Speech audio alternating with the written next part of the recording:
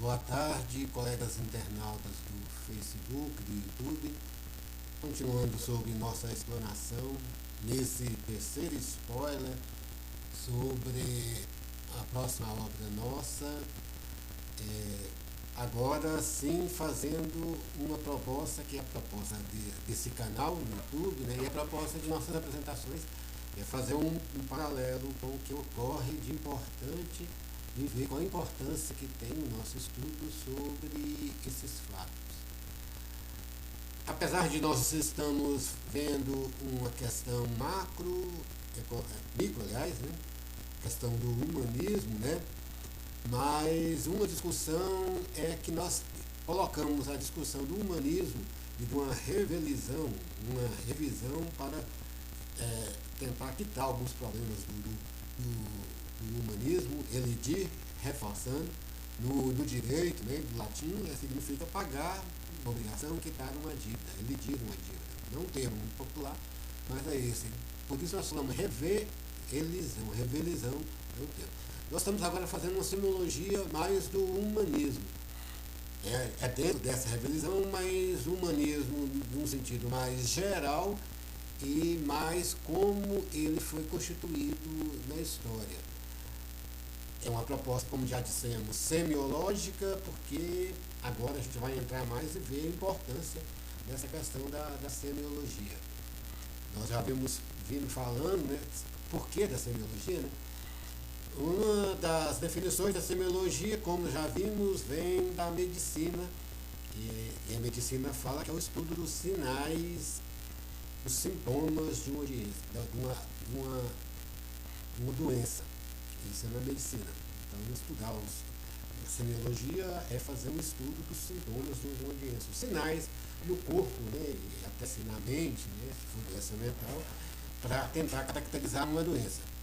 Mas nossa proposta era outra. Mas nós vimos que realmente também semiologia vem de símbolo e símbolo também vem de sinal. Um sinal marcado. Agora a semiologia, nosso estudo, é um sinal marcado pela atividade humana. Nós estamos discutindo a origem, nós vimos lá a questão de Cristo e o cowboy. Agora, nós não enfocamos muito bem essa questão do cowboy, né? E apenas introduzimos, vamos dar uma elucidação. Antes víamos o processo semiológico. A sua origem oficial vem do estudo de um linguista Saussure, né? Isso nós já vimos, em que ele falava da linguística, né? Estudo da linguística, né? É um livro dele. Curso de Linguística Geral, Saussure, aqui o livro. A língua, ele foi aproveitado também, esse termo, a partir dos estudos do antropólogo Levi Strauss, um pouco, né, para constituir o que seria o estruturalismo. O estruturalismo, na nossa visão, e de muitas correntes, nós já vimos em alguns vídeos, bem no início, né, que é o estudo das estruturas. Agora, o estruturalismo, em geral, não tem uma preocupação muito com essa questão da lógica e da ontologia. Tem de ver a questão de como uma estrutura funciona numa sociedade, num estudo. Na linguística, isso realmente, essa preocupação ontológica e lógica não tem muito sentido, porque a linguística é uma coisa bem estruturalista. Ela vem do costume, mas não tem uma preocupação ontológica muito grande. Ontológica no sentido radical. Nós já vimos que tem a questão ontológica também, que muita gente fala hoje, e que a ontologia hoje, muitas vezes, é designada ordinariamente, uma ontologia mais fraca, de ver o fundamento de algum conceito. Não que seja o fundamento último, não é uma ontologia já bem naquele contexto metafísico. Muitas pessoas falam uma visão ontológica, uma visão que procura conceituar o fundamento daquele estudo seu. É uma ontologia.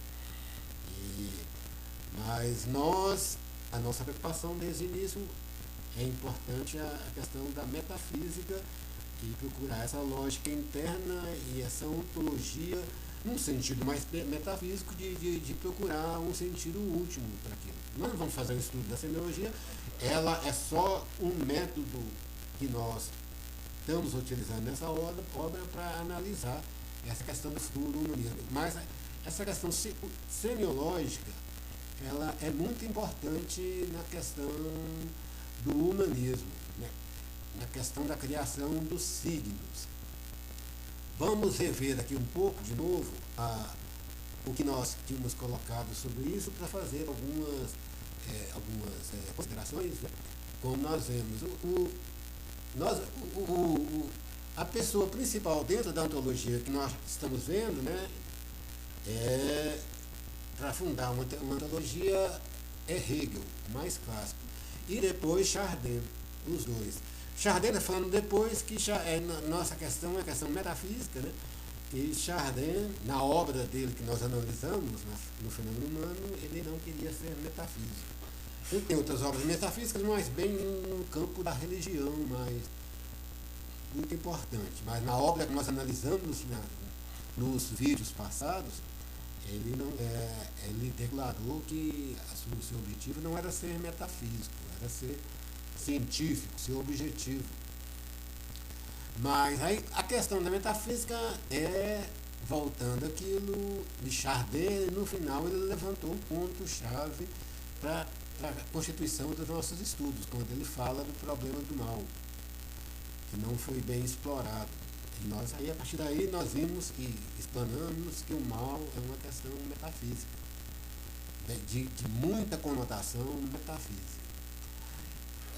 Dentro desse sentido, a questão ontológica é para o ser, nós vimos aquela questão do fundamento último da metafísica, o ser, né, o ser das coisas, né? E dentro desse sentido, o processo mais consequente de análise é de Hegel, e quando ele coloca a sua tríade, ser aí, ser em si e ser para si. Essa tríade é uma tríade para uma análise profunda e do fundamento último das coisas. Nós, quando daquele estudo, nós já havíamos colocado que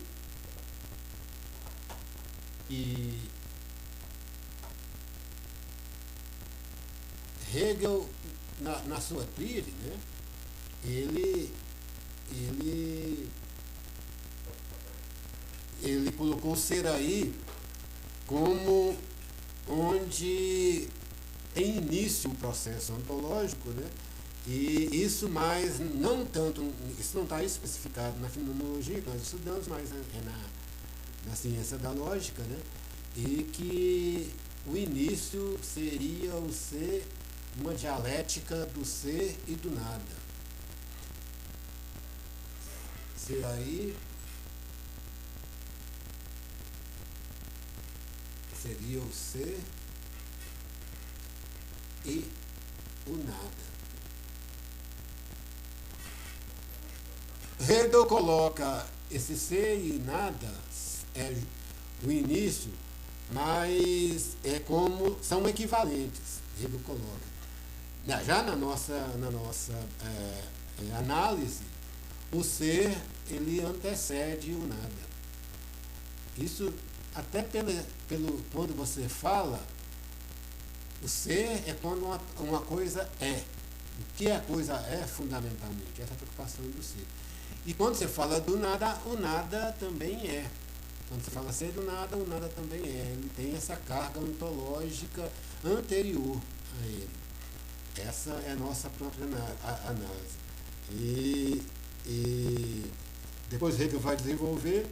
E essa questão do nada ficou, hoje em dia, muito preponderante na cosmologia, e tem a questão do Big Bang, né, e da origem das coisas, do acaso.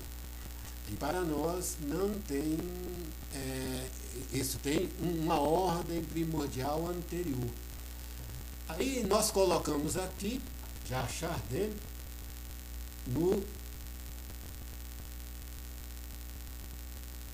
Chardin não fala isso, mas nós colocamos para fazer a tríade, que tem um sistema, ele não fala isso diretamente, é uma análise nossa na obra, que no início tem um sistema, alguma ordem preponderante ali, alguma ordem psíquica desde o início, nos pequenos elementos tem uma ordem.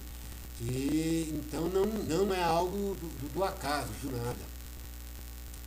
Ele não fala isso, mas é uma análise nossa. Isso nós já vemos falando, nós estamos pegando a obra e aqui nós não estamos fazendo uma aula para explicar o que ele quis pensar. Nós estamos fazendo exposições sobre o que nós lemos e vemos e o que ele nos leva a refletir sobre a realidade. Então nós colocamos aqui, quando ele coloca sistema, ele para nós se equivale, Chardin coloca sistema, se equivale ao ser aí de Hegel, o ser e o nada, mas Chardin já, até por ser religioso, ele fala nessa questão de uma ordem inicial das coisas, uma razão, uma energia psíquica ordenadora desde o início, não surge do nada. Então, Hegel, mais na ciência da lógica, Hegel vai falar que a questão da origem de tudo, o Aristóteles, com o primeiro motor, respondia bem. Hegel fala isso, mas o principal dele não foi a preocupação com esse motor, né? Mas a preocupação dele era com o final. A teoria dele é finalista, né? Que nós somente vamos conhecer no final. Mas para nós, já do início, já tem essa ordem. E ela é importante ver que existe uma ordem pré-estabelecida das coisas, que as coisas não vêm do acaso, né? Até para as consequências que nós vamos ter das nossas análises. E nós colocamos na metafísica, dentro do campo metafísico, já fora da teologia, na questão da lógica, que o signo seria o singular, depois o significante, o particular, e universal seria o significado. Humberto Eco, ele já na obra Estrutura Ausente, e aqui ele também não fala isso, mas nós analisamos, Humberto Eco vai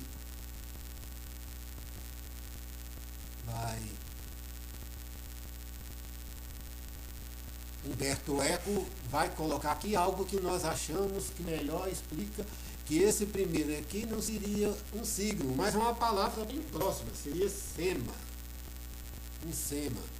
Sema, para Humberto Eco, né, na análise dele, é um signo sem uma espécie de fundamento. Seria a primeira apreensão do signo, seria só um sema. Esse é mais ou menos o sentido. O signo seria visto aqui.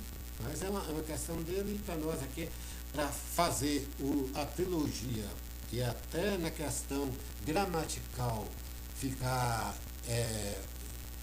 gramatical e até performática, né? Melhor de se ver, né? Signo, significante, significado, faz cá tendo uma ampliação, né? Então nós preferimos continuar aí. O ser em si, nós já vimos lá e nós não queremos falar, mas uma explicação bem simples é na parábola. Nós aqui, nossa proposta chama Rua Sensicismo. Isso quem foi lá ver, a gente tem a questão filosófica e tem a questão religiosa, principalmente cristã, basicamente cristã, né? Mas não quer dizer que seja fundamentalista no sentido de ter a explicação última. Existe a coisa necessária, mas para nós ela é a mais importante, né, a ser visto. Aqui nós vamos ver o ser em si, mas na questão da parábola do filho pródigo que depois dele ter esbanjado toda a riqueza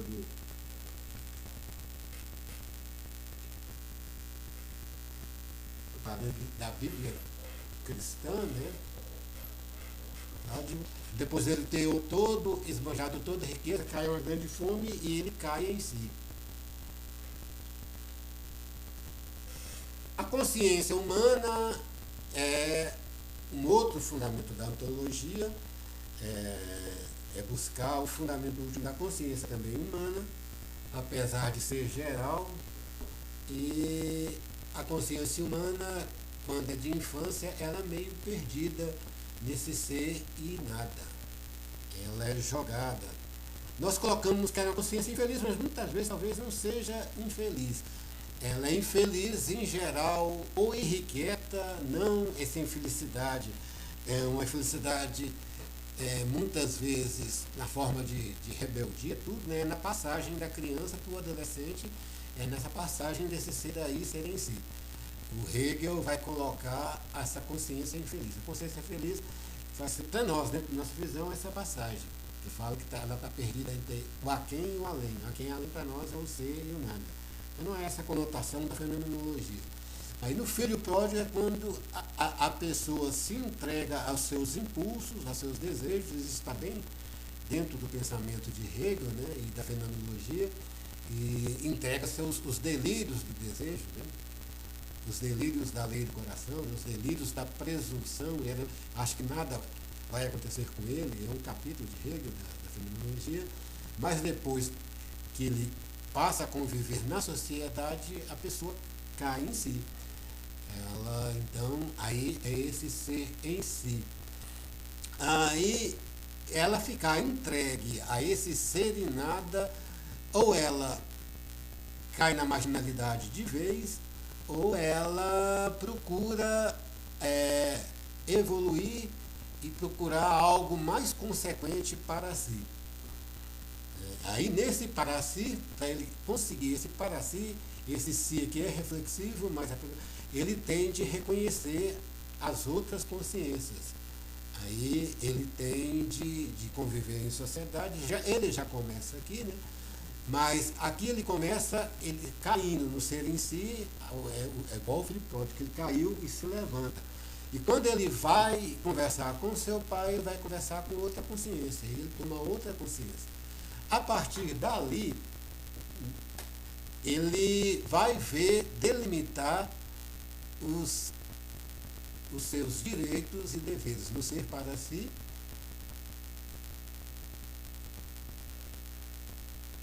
A consciência, o indivíduo vai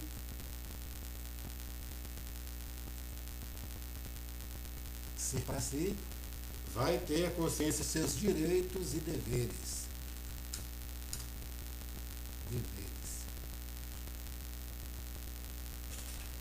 Aí, nessa consciência, muitos dos direitos e deveres, e os principais, eles são estabelecidos pela sociedade, pelo Estado. O Estado legislador e condiciona, lógico, as questões da repressão. Essa repressão da queda em si foi algo pessoal, ele gastou tudo, ele não tem mais onde recorrer, ele procura algum direito que ele ainda tenha. É a palavra, a parábola do filho pródigo. E no ser para si ele tem conhecimento e para atingir plenamente ele tem de conhecer o Estado e as leis da sociedade que são estabelecidas e são guardadas, são defendidas pelo Estado. Então essa é a ontologia principal. E dentro dessa aqui, o fundamento principal da ontologia é a vida. A vida, e agora a gente vai ver importante em todas as suas formas. O fundamento último, ontológico, de tudo é a vida. A pessoa, tanto individualmente quanto enquanto sociedade, tem de preservar essa vida. Chardin segue mais ou menos aqui numa questão do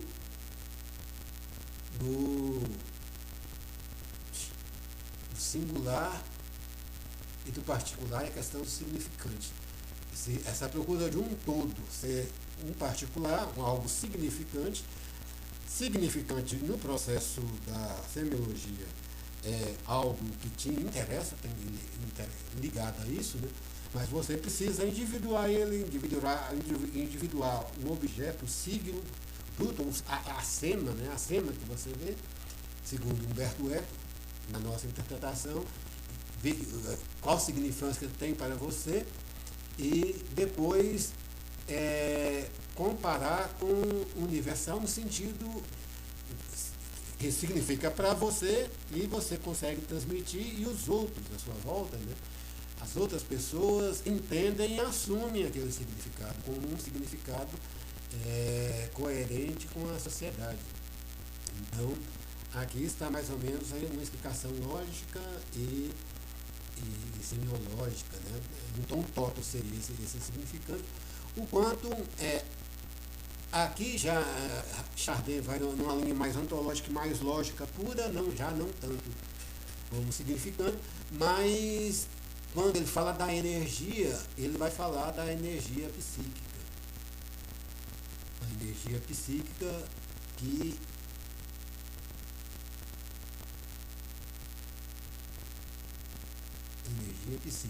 Chardin vai falar, que seria uma energia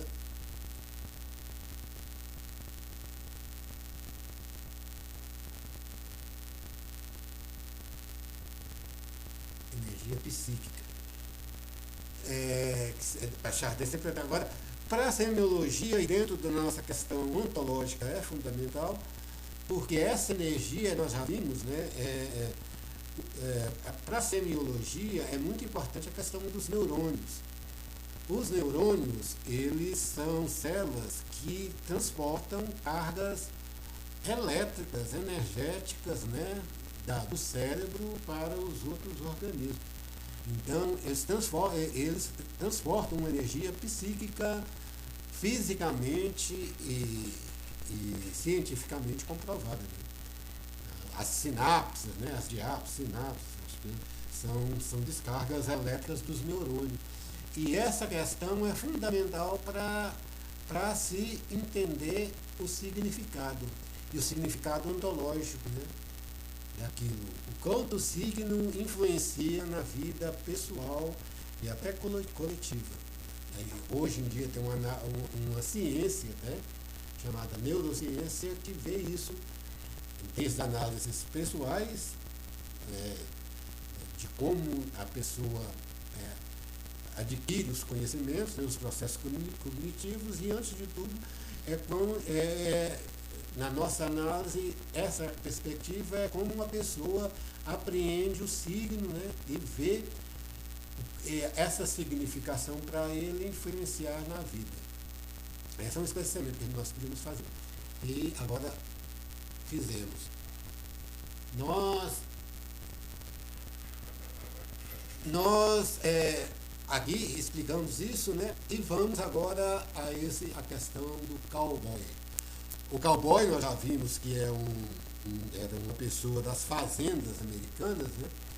E a palavra em si virou um signo. Esse aqui já é verbal, mas que tem conotações, como já vimos, né? Conotações óticas e até auditivas, audiovisuais, né? Que tem a famosa música country.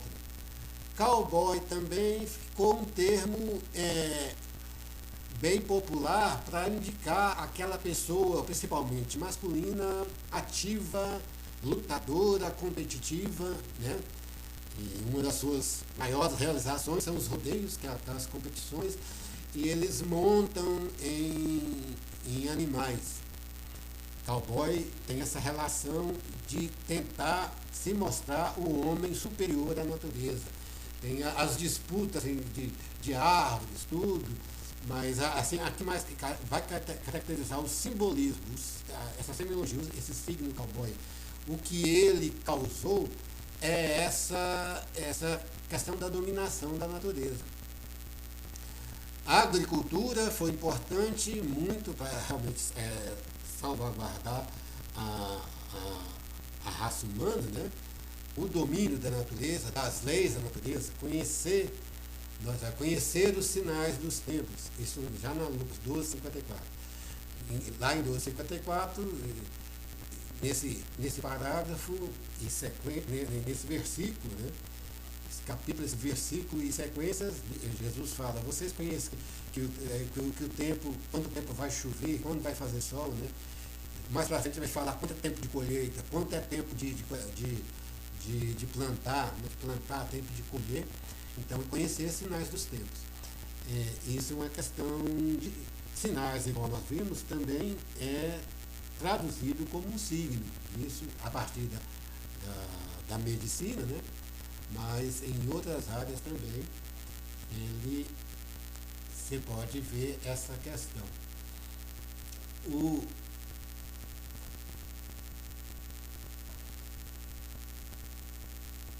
E isso que desenvolveu a civilização. Agora, a exploração desenfreada da natureza está cobrando uma reação. E está levando, e esse é um problema dessa questão do signo, vai ser importante, da semiologia, é porque essa visão está gerando um colapso do processo civilizatório. Essa semana mesmo, já tem alguns tempos, tivemos dois fatos que chamaram a atenção, inclusive verbalmente, dos governos quanto a essa questão do problema dos problemas ambientais, que são as enchentes na Europa,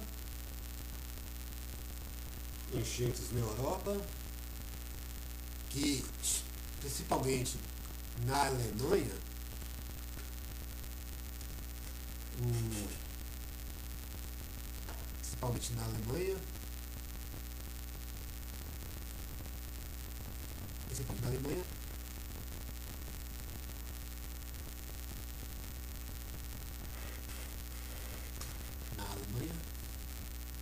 onde nós temos essa visão,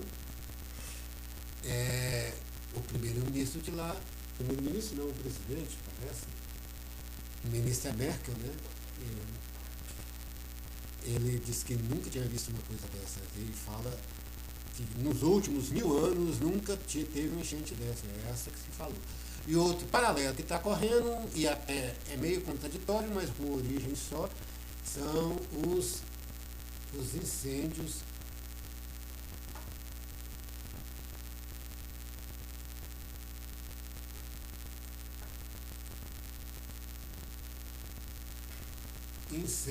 nos Estados Unidos. Tem também, vez por outra, aqui no Brasil vai entrar agora em outubro, vai entrar as queimadas, incêndios nos Estados Unidos.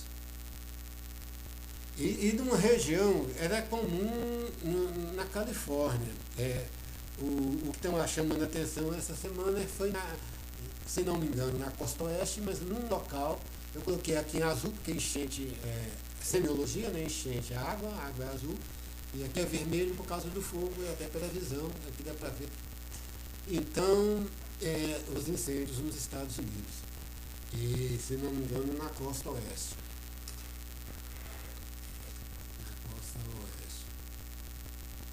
Que não era comum, se não me engano. Então, essa é a importância agora de ver essa questão dos signos, desse signo, desse cowboy. Fora isso, nós tivemos essa questão desse cowboy, nós tivemos na França uma manifestação contra a vacina que foi capitaneada muito pela extrema-direita francesa. Inclusive os coletes amarelos. Eles vandalizaram postos de vacina. Essa é uma visão da vacina, nós já analisamos isso e vamos analisar mais aprofundar nessa questão do Kant, quando ele volta-se para si, como ele fala, Kant fala que o homem não tem condição de conhecer a coisa em si, o importante para ele é sua própria consciência, é sua própria razão. Das outras ele tem representação, mas a razão maior é a razão interna dele. Kant não tem, vamos analisar mais, tem algumas coisas importantes na questão da moral, mas essa base, na nossa ver, foi fundamentada nessa questão da exploração da natureza. Que se não existe essa coisa em si, é só uma representação, você pode fazer o que quiser com a natureza, porque ela não tem importância. Essa é uma visão radical. Esse é o sentido do nosso trabalho, é a partir de Kant.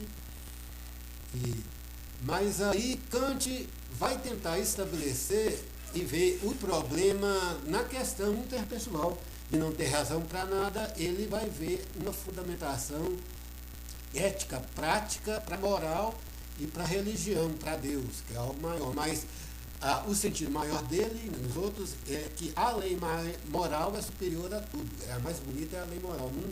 Essas coisas de você ver, ter um objetivo, tudo, né? De ver a vida, defender a vida, não tem muito sentido. Ele fala que é interesseiro, a moral não pode ser interesseiro. Essa visão é que nós vamos aprofundar nos estudos de Kant e temos algumas coisas importantes para ver, né? Mas nós estamos vendo aqui o sentido da semiologia e dessa visão. Como já vimos nos rodeios, lá nós temos tem um homem que monta no touro, aquilo quer dizer ele montar domar uma natureza selvagem. E muitas vezes essa natureza não foi só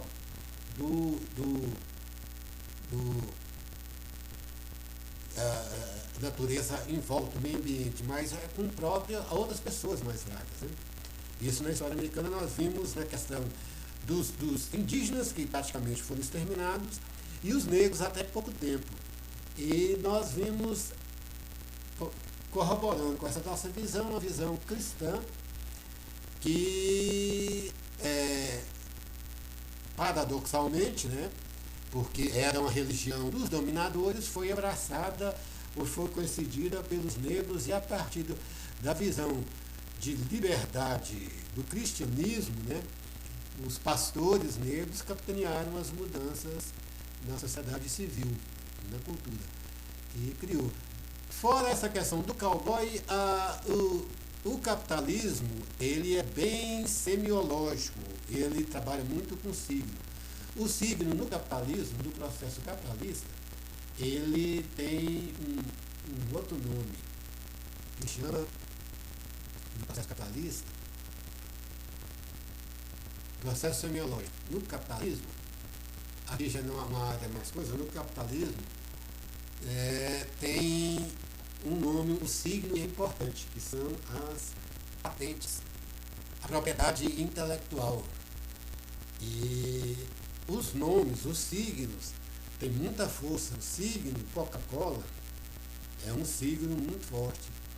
E no geral, o capitalismo já, isso uma análise marxista, mas bem concreta. As pessoas nós não somos marxista radical, né? Marx era materialista, era ateu, e apesar de origem judia, né? E nós já temos outra perspectiva, né? Mas isso não desabona as suas análises. E Marx já tinha visto essa questão do capitalista transformar tudo em mercadoria. Então, até as ideias são mercadorias, são propriedades intelectuais, né? Então, viram mercadoria.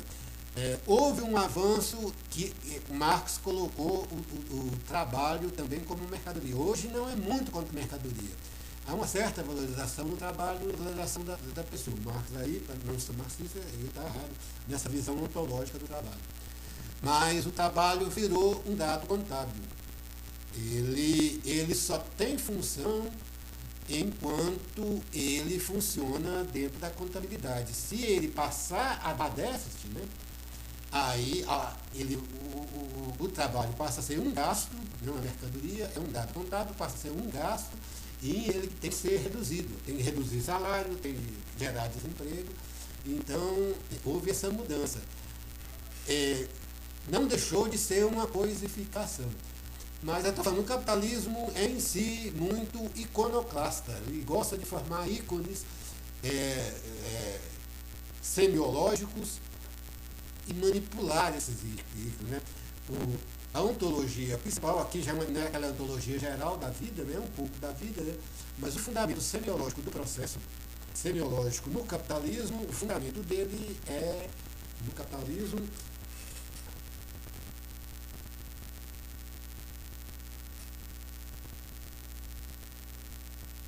fundamento semiológico no capitalismo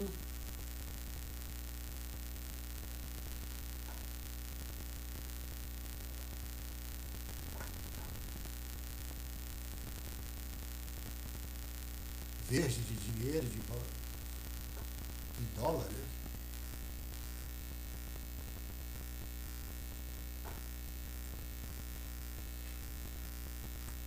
no capitalismo é o fundamento. Não, vamos colocar aqui. O fundamento ontológico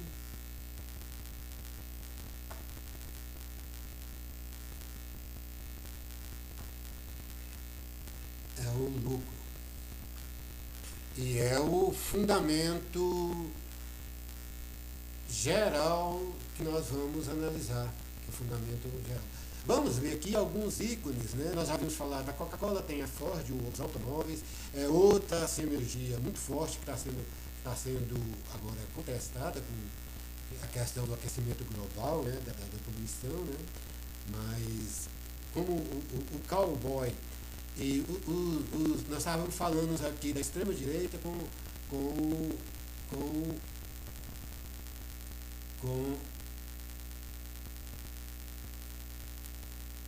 a extrema direita com os camisas vermelhas, camisas amarelas.